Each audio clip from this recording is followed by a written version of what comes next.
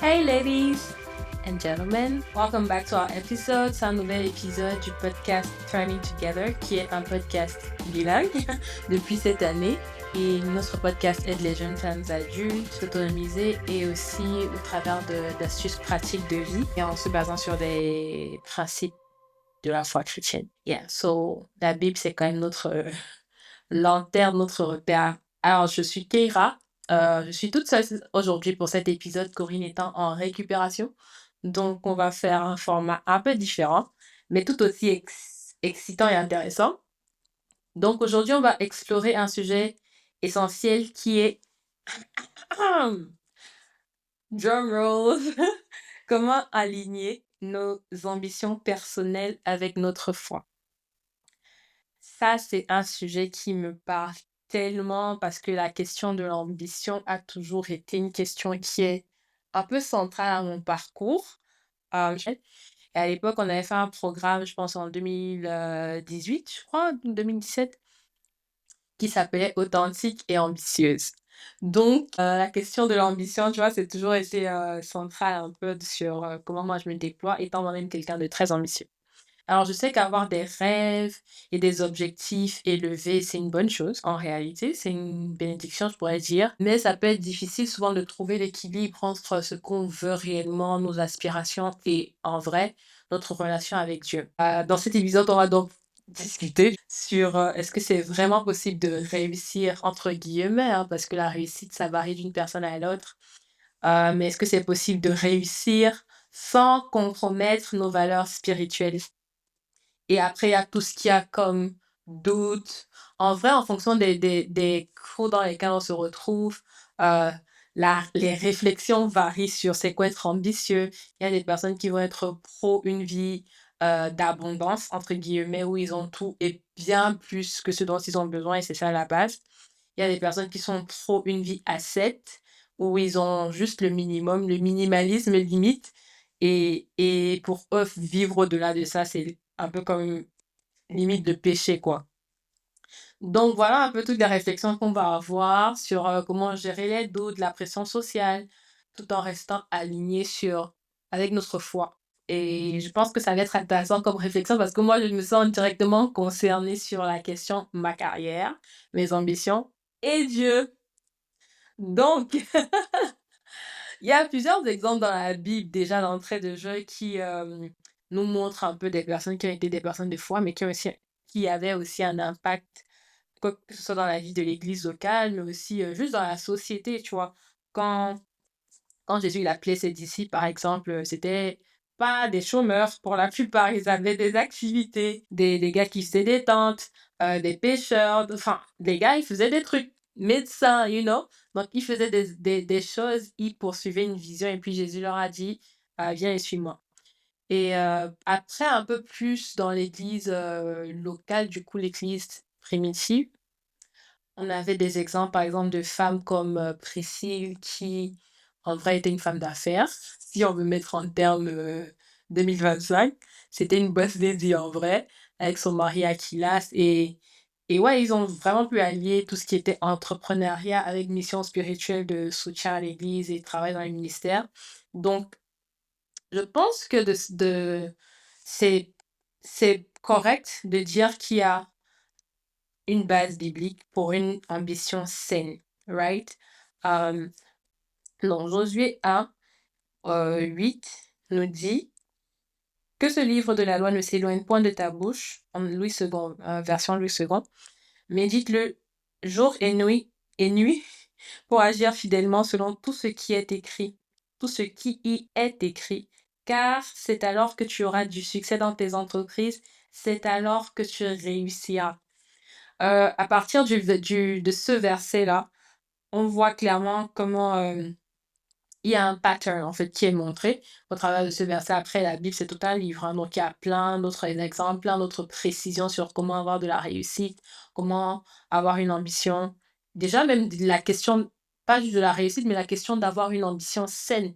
Ne pas poursuivre les richesses du monde pour, oui, je veux être dans la haute, oui, je veux être vue comme étant la riche du coin, enfin, you know, mais vraiment avoir une ambition bien placée je veux du succès. Pourquoi est-ce que je veux avoir ce succès-là? Je veux être milliardaire, je veux faire les 6 chiffres le mois ou l'année, whatever.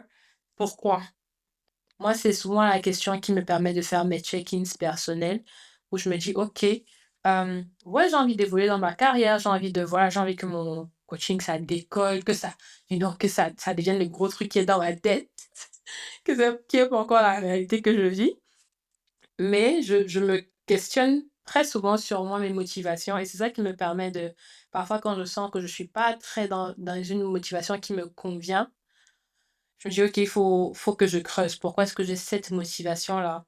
Pourquoi est-ce que je veux avoir cette chose de cette manière, hem, et pas d'une autre?» Et parfois, il y a beaucoup d'orgueil personnel, il y a beaucoup de désir d'être vu par les autres, heu, comme quelqu'un ayant de la réussite. Mais à la fin de la journée, en vrai, que les autres croient que tu as de la réussite ou pas, c'est pas ça qui compte. L'objectif pour moi, à la fin de la journée, c'est d'entendre: «Bon et fidèle serviteur, entre dans la joie de ton maître». Ça, c'est ça mon goal. Hashtag goal, c'est ça mon goal, en fait. Toute autre chose, c'est accessoire. Genre, il y a le truc qui est l'ambition parfaite, qui est est-ce que parfaite, c'est le terme juste? Oui, en tout cas, moi, c'est une quête, hein. C'est une quête, qui reste très présente dans mon esprit, dans ma tête. C'est de est-ce que je fais plaisir à Dieu? Est-ce que Dieu, quand il me regarde je sais pas, aujourd'hui là, il se dit: «Ah ouais, ça, c'est elle ma go sur terre là, oui, elle fait ce qu'elle doit faire». À l'époque, quand j'étais étudiante, je me rappelais, j'avais toujours une phrase quand je finissais mes journées, je disais à mes potes: je veux rendre Dieu fier en cette journée». Et le soir, je faisais genre: «Est-ce que je t'ai rendu fier Seigneur?» Enfin, après, c'était un dialogue interne avec Dieu. Mais voilà, c'était un peu comme une boussole pour me dire: «Peu importe ce que je fais aujourd'hui, la réalité, c'est que si Dieu il est pas au centre, si Dieu il est pas glorifié dans ce que je fais, flemme». Flemme, flemme, flemme. C'est facile de vivre une vie centrée sur soi, sur ses désirs, sur ses ambitions. And nothing wrong with that. En vrai, libre à toi. Mais moi, je suis pas, on dit ça comment? Je suis de ceux qui croient que une vie saine, une vie équilibrée, c'est une vie où Dieu il est au centre, où on apprend à faire de ses désirs nos désirs, et du coup, tout s'aligne en fait.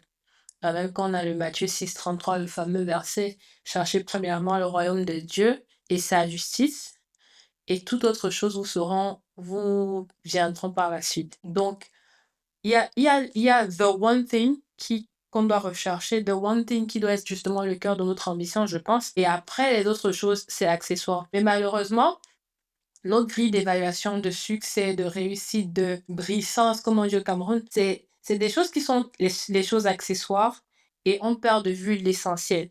C'est ça souvent qui, moi, me fait comme, OK, il faut s'ajuster. Parce que, en vrai, dans la Bible, on a tellement, tellement d'indicateurs, de choses qui nous disent que Dieu, il n'a pas de problème à ce qu'on prospère.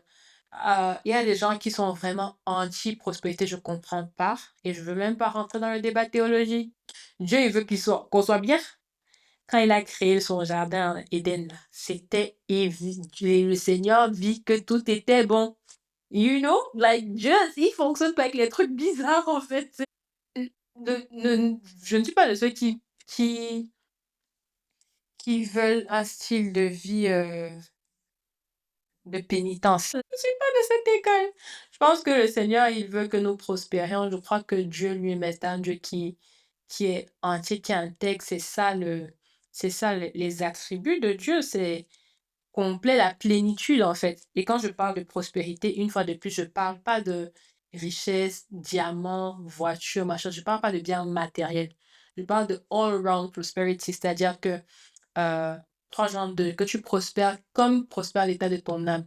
Donc, il y a la prospérité, le bien-être à l'intérieur de toi, le bien-être physique, être en bonne santé, le bien-être émotionnel, tout ça qui fait un tout et qui, quand tu es une personne saine, dans un corps sain, tu produis aussi tu produis un impact qui est quand même sain, SAIN, pas SAINT, qui est sain, et du coup, ce qui sort de toi, c'est quelque chose de qualité. Après, ça ne garantit pas forcément qu'en retour, parce que tu fais des actions positives et Et voilà, après ça, c'est la vérité. Je veux dire, on peut être quelqu'un de bien, on connaît plein de personnes bien qui triment quand même dans la vie. Donc, mais je pense que le plus important d'abord, c'est de commencer par avoir à comprendre les principes bibliques d'une bonne ambition, en fait, une ambition saine, et de comprendre que toute chose que nous avons, en réalité, n'est que grâce. Que tu puisses, parce qu'il y a des gens qui sont dans le oui, self-made success, machin, overnight success is a lie. There's nothing like self-made. I am not self-made. I don't think anybody is self-made. Je ne crois pas que quelqu'un puisse se taguer d'être l'objet de sa propre réussite. Juste le fait que tu puisses parler, c'est une grâce de Dieu. Le fait que tu puisses, que tu sois mobile, que ton corps fonctionne, c'est littéralement pour que ton corps fonctionne. Il y a des gens qui vont dire, mais moi je prends soin de moi, je vais à la gym et tout ça. Frère, si Dieu t'avait pas donné de souffle de vie, ta gym là, tu serais pas allé là-bas. Ouais, d'accord. Donc à la fin de la journée, tout ce qu'on a, tout ce qu'on réussit à faire, c'est d'abord un don de Dieu. Et c'est important de le reconnaître et d'exprimer de la gratitude envers le Seigneur pour dire merci Seigneur, parce que déjà tu m'as permis d'être vivant. C'est une grâce. Pendant que je parle, il y a des milliers de personnes qui viennent de mourir. Donc c'est une grâce. Il y a des gens qui viennent d'avoir des diagnostics horribles. Il y a des gens qui viennent d'avoir... Really, le fait d'être en santé, dans les épisodes précédents, j'avais partagé un peu comment j'ai eu des difficultés au plan de ma santé en 2024. Donc, en vrai, je vois la valeur d'être en bonne santé.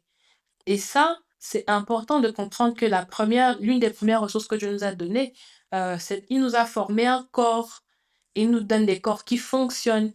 Il nous donne la grâce même si on peut avoir des handicaps, même si on peut avoir des maladies ou des choses comme ça, oui, tant qu'il y a la vie, il y a de l'espoir. Donc, à partir du moment où on a envie, il y a de l'espoir que ça aille bien. Il y a de l'espoir qu'on puisse prospérer. Il y a de l'espoir qu'on puisse aller dans une optique de OK, mes objectifs, je peux les atteindre. Parce qu'on peut les atteindre. Par la grâce de Dieu, on peut y arriver. Donc, voilà un peu la base que je voulais poser pour la discussion, de se dire, Dieu n'est pas contre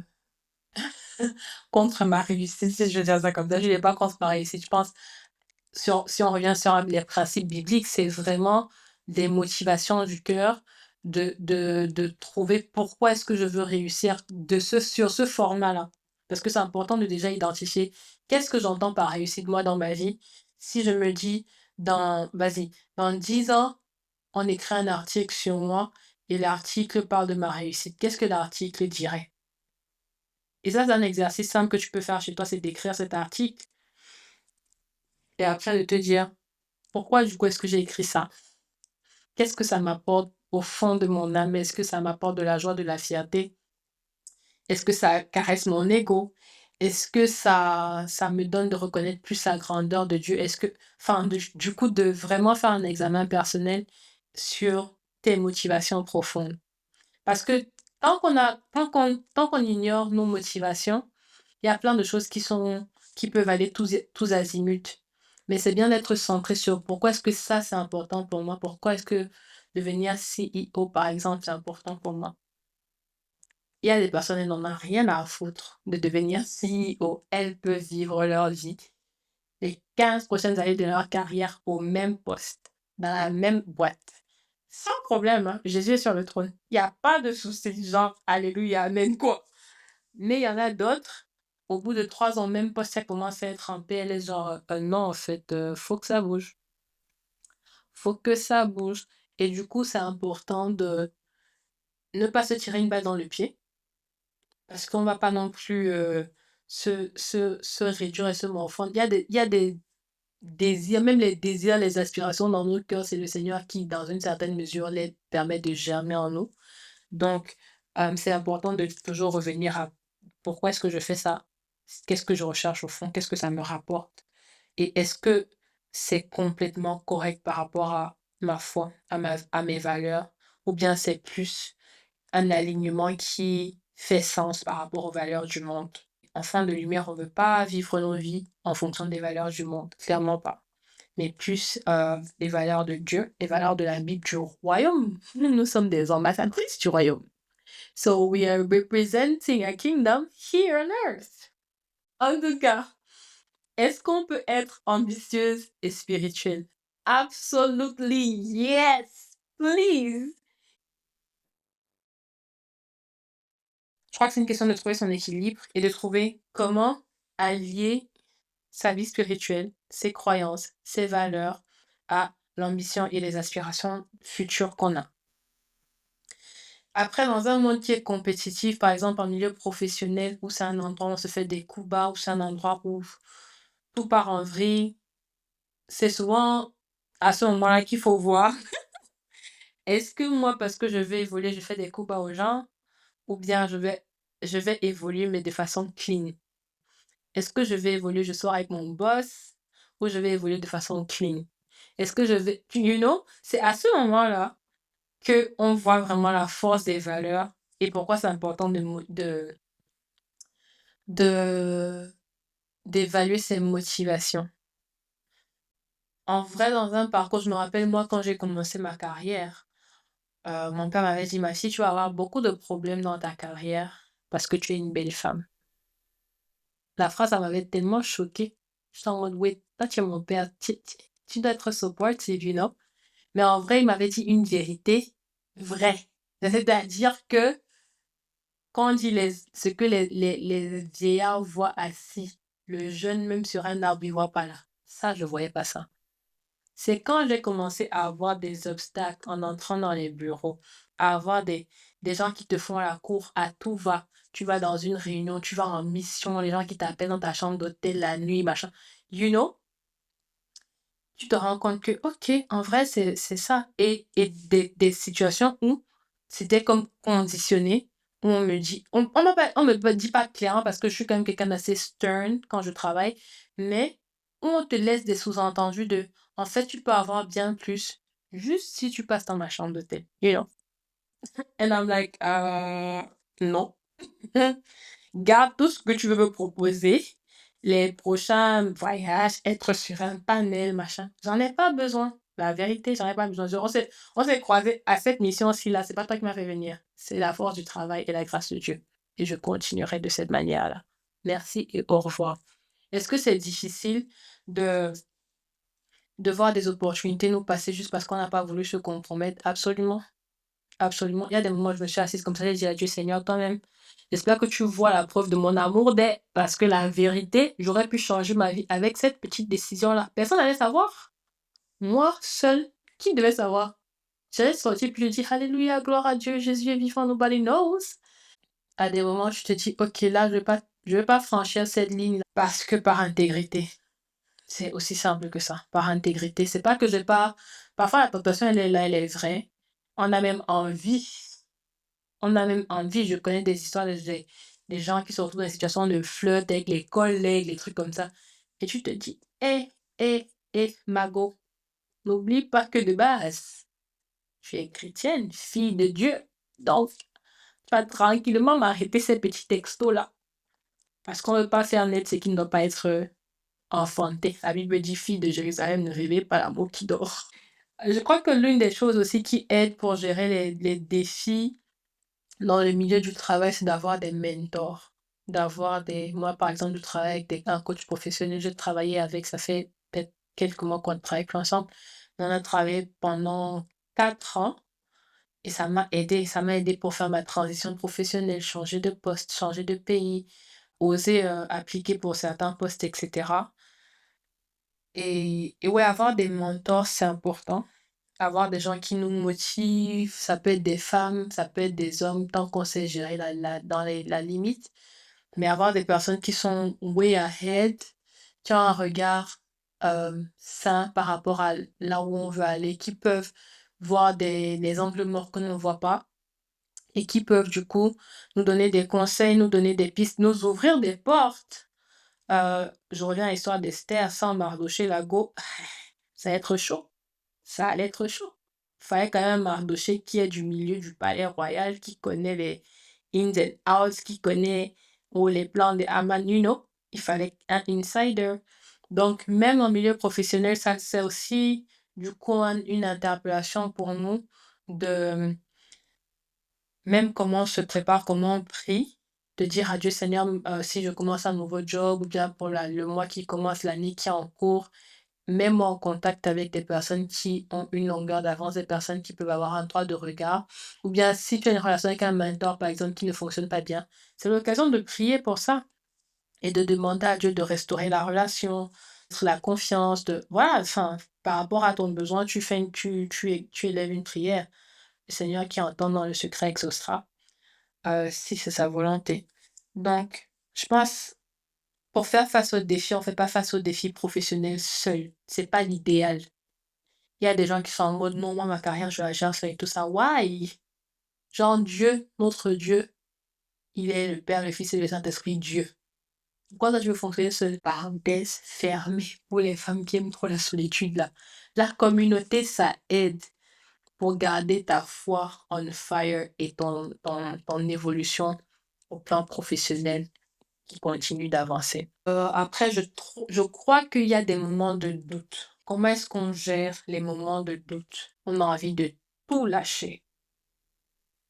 Ça, c'est une question très importante. Je crois que l'un des premiers trucs à faire souvent, c'est d'être honnête envers soi, raw honesty. Le repos et les temps de break, c'est trop sous-estimé dans notre génération. On est la génération micro-ondes, TikTok, qui veut tout ici et maintenant. On préfère ne pas dormir parce qu'on veut faire je sais pas quoi. Le repos, c'est pas un luxe. C'est pas un signe de faiblesse. Au contraire, c'est un manque de sagesse de ne pas se reposer. Donc, même dans la quête et dans nos ambitions, ça peut être même dans le ministère, pour ceux qui sont dans le ministère. Take a break, ce n'est pas le péché. Ce n'est vrai, réel. C'est le modèle que Dieu lui-même a montré. Il a travaillé. C'est le septième jour, il s'est reposé. Que tu nous amènes les interprétations théologiques. Non, c'était pas vraiment 7 jours comme le calendrier. C'était, I don't care. Ce qui est important, c'est que il s'est reposé après avoir travaillé. Donc, quand on est en mode full travail, full travail, full travail, à un moment, il faut faire le break et se reposer. Et parfois, les doutes commencent à monter. C'est des indicateurs c'est le moment de faire un break. C'est le moment d'avoir une refonte. C'est le moment de faire d'avoir un questionnement profond et de se repositionner. Mais pour faire les refontes, des questionnements profonds et tout ça, il faut prendre un break, il faut se retirer avant de se remettre en scène. Il faut se retirer avant de se remettre en scène. C'est dans les moments de retraite qu'on mène certaines batailles, mais qu'on remporte aussi des victoires. Jésus, c'est dans le désert il nous a sorti les trois claques au diable, les claques universelles qui seront là à jamais, L'homme ne vivra pas de pain seulement. Et c'était dans le désert. C'est pas serment à la honte, Donc, le désert, là, les temps de moments de doute et tout ça, là, faut pas trembler quand les moments de doute arrivent. Tu acknowledges que, ok, là, je suis dans une phase où en vrai, professionnellement, je sais pas si je dois faire un autre master, je sais pas si je veux continuer dans cette entreprise, je sais pas si je dois changer d'orientation dans le ministère, je sais pas.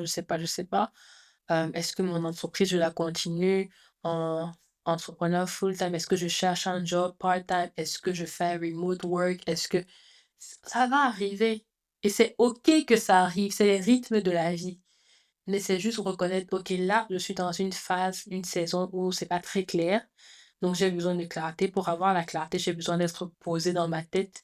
J'ai besoin d'entendre Dieu clairement. J'ai besoin vraiment de réfléchir et de me projeter. Et ça se fait pas dans la précipitation. Ça se fait pas quand on est en train de courir à mille et une choses dans nos activités du quotidien. Pas du tout. Même les héros de la foi, Amin. Amin. Est-ce qu'on va commencer à les citer là? Abraham qui est parti récupérer Agar. Frère, si tu avais 100% l'assurance que c'est Sarah, tu restes chez Sarah. Mais là, à un moment, Sarah dit que Abraham, tu sais quoi? Prends d'abord Agar. Tu vois, non? Gérons d'abord ça comme ça. Si la promesse là arrive, tant mieux. Sinon, bon, j'ai d'abord Agar, franchement. Parce que tu me fatigues déjà. Donc, I mean, ça arrive. Ça arrive. Mais c'est comment on surmonte le doute et comment on retrouve la confiance pour avancer par rapport à quelque chose peut-être que Dieu a mis dans ton cœur, peut-être un rêve, une vision, un objectif que Dieu t'a donné. Et puis d'arrêter de se mettre de la pression aussi. Il y a des objectifs qu'on a qui vont prendre 10 ans à se réaliser. Wake up to the reality, c'est ça la vraie vie. Il y a des objectifs, même si c'est sur ton vision board, ça te prendra 10 ans, ma belle. Ça te prendra 6 mois de stage bloqué. Enfin, donc c'est tout ce travail de réflexion, d'introspection qu'il faut faire, surtout quand on est dans une période de doute, quand on est dans une période de transition. On dit souvent, il ne faut pas gaspiller les périodes de transition, il ne faut pas gaspiller les périodes de crise. Pour moi, c'est une grâce de se retrouver dans une période de crise ou de transition parce que c'est l'opportunité d'aller à un autre niveau, c'est l'opportunité de grandir en termes de sagesse, c'est l'opportunité de grandir et de saisir des opportunités. Un peu la tautologie, mais vous comprenez un peu l'idée de ma pensée. Un autre point qui peut aider dans les moments de doute, c'est de vraiment méditer la parole de Dieu. Qu'est-ce que la Bible dit? Quand je suis dans ce carrefour professionnel, quels sont les exemples? Vous pouvez lire les livres de proverbes qui sont pleins de sagesse directe. C'est un tac, tac, comprimé là, j'ai besoin de sagesse. Lis un proverbe, frère. Tu auras un truc, tu auras un punchline. Mais sinon, en blague à part, comment prendre le temps de lire la Bible, d'écouter Dieu, de chercher la voix de Dieu pour écouter des messages, tant qu'ils sont biblically sound. Vous pouvez lire des livres sur la question, mais ne pas faire comme si va passer, le temps fera son... Non, c'est nos vies, c'est notre réussite, c'est notre carrière, c'est notre ambition. C'est à nous de prendre les choses en main. It doesn't just happen. C'est trop incertain de laisser sa vie à la chance. Comment je me suis retrouvée à douter de mes compétences? Enfin, je crois qu'à un moment, ma période de transition, c'était, j'en ai tellement, mais je crois l'une de mes grosses périodes de questionnement professionnel, j'étais arrivée à un bout et de me questionner mais en vrai, est-ce que si on m'enlève de ce milieu-là, qu'est-ce que je vaux sur le milieu du travail? Et je m'étais dit non, en fait, et j'avais pris du temps avec Dieu, en fait. Et plein de choses ont commencé à se reconfirmer et tout ça. Et puis je me suis dit, ok, je vais prendre un coach professionnel pour m'aider pour faire une transition, pour valoriser un peu mes compétences et du coup voir sur quel type de poste je peux appliquer ailleurs, etc. Et le fil en aiguille, ça s'est fait. Et puis je me suis retrouvée ailleurs sur un autre poste, etc. Donc, voilà un peu comment moi, perso, j'ai eu le temps de prier, d'être encouragée par la parole de Dieu, mais aussi de prendre des actions correspondantes, vraiment mettre ma foi en action, ne pas juste rester et de prier dans ma chambre et de croire que ça va se faire, mais d'aller chercher un coach, de travailler avec le coach, de contacter la personne, d'avoir nos séances en ligne, c'était en ligne à distance, à l'époque elle était en Allemagne, de faire nos séances en ligne, faire les exercices que j'avais à faire le feedback accountability, faire le listing des offres d'emploi qui m'intéressaient, refaire mon CV, enfin, tout le process. Donc, et ça a permis une fois arrivé sur le nouveau poste, de voir qu'en fait, non, my God, tu as le niveau, tu as le niveau, tu es pas bête. Oui, parfois on a juste besoin d'un petit changement pour voir en fait que notre valeur sur le plan professionnel est bel et bien vraie.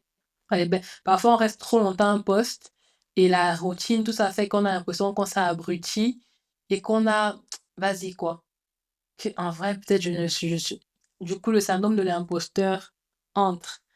Mais juste un petit shift comme ça et tu te retrouves en plein régime genre, mais non, je maîtrise mon sujet. Donc, voilà un peu ce que je voulais partager avec nous de manière pratique, des conseils.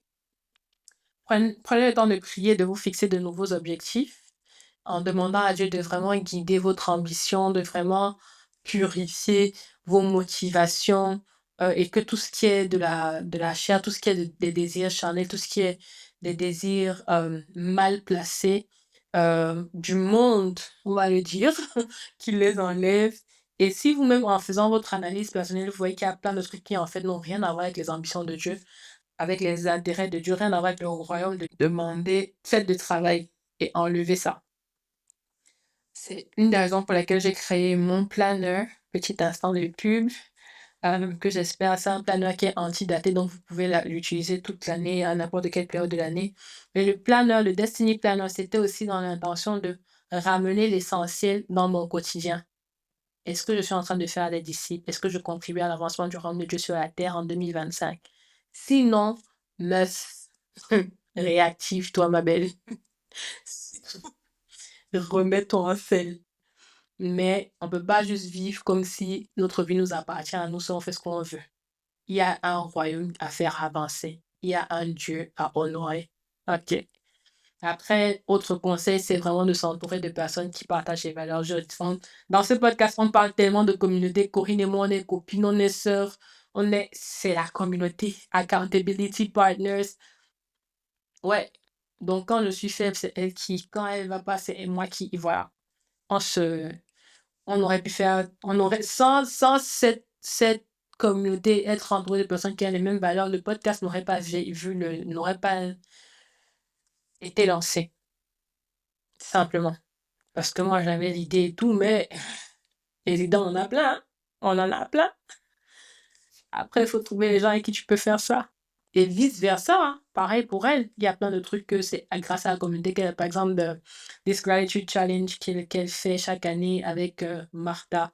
C'est une fois de plus être entouré de personnes qui partagent la valeur. Et pour Corinne, une des valeurs centrales, c'est vraiment la gratitude. Si vous connaissez Corinne, vous savez qu'elle est Miss Gratitude et elle est aussi quelqu'un de très vulnérable. En termes de transparence, elle n'est pas vulnérable, qu'elle est faible. Mais elle n'a pas de problème à s'ouvrir et se présenter comme elle est, de façon authentique. Donc, trouver des femmes avec qui vous pouvez partager des parcours professionnels, des copines qui vont vous dire, OK, c'est quoi, quel est la prochaine formation que tu dois faire, par exemple. Ça coûte combien? C'est dans quel pays? C'est en ligne? C'est dans quelle école? Tu dois la faire quand? Les délais, c'est quand? Et la personne te keep accountable. Ne pas juste dire, ah, j'aimerais bien faire un truc en gestion de projet. 5 ans plus tard. Ah, j'aimerais bien faire un truc en gestion de projet. 10 ans plus tard. Non, non, non, tu ne veux rien faire. Tu veux juste parler. Soyons honnêtes. Tu veux juste parler, c'est tout. Donc, le temps de réflexion, le temps de gratitude, de prendre le temps de noter ses victoires. Qu'est-ce qui a marché? Qu'est-ce que j'ai bien fait au plan de mon taf? Par exemple, sur ma fiche de poste, quelles sont les tâches que j'arrive à faire en fermant les yeux où je fais excellently. Donc, les trucs dans lesquels ma compétence est avérée. Quels sont les gaps, du coup, en termes de compétences, là où je dois m'améliorer. Et aussi prendre le temps de remercier Dieu Seigneur, merci parce que ça, j'ai appris ça il y a 5 ans dans mon dernier master, mais maintenant j'ai la parfaite maîtrise, gloire à ton nom. You know? Apprendre à dire non. Ça, on a parlé de la compromission, je vous ai donné des exemples et tout ça. Apprendre à dire non. Et le non, là, parfois, c'est un non qui coûte cher. Ça coûte cher. Tu vois d'autres personnes qui ont dit oui, elles sont déjà bien avancées. Tu dis, hé Seigneur, c'est toujours la, c'est toujours la foi chrétienne là comme ça qui nous garde derrière. Hein. Juste de dire non comme mon autre collègue là, je suis loin. Mais le prix à payer là, c'est de déshonorer Christ. It's not happening. It's not happening. It's not happening. Et puis apprendre à être patient. C'est bizarre, c'est pas que vous avez kiffé faire un épisode seul. Mais gloire à Dieu, comme quoi, everything works together for good. Et vous savez qu'on a un podcast bilingue et que moi particulièrement, je ne sais pas m'exprimer dans une langue pendant longtemps. Je vais shifter d'une langue à l'autre. C'est non comme ça, prenez-moi comme une petite sœur. Merci. Et donc, je parlais de la patience. Les choses viennent à temps nommé selon la volonté de Dieu.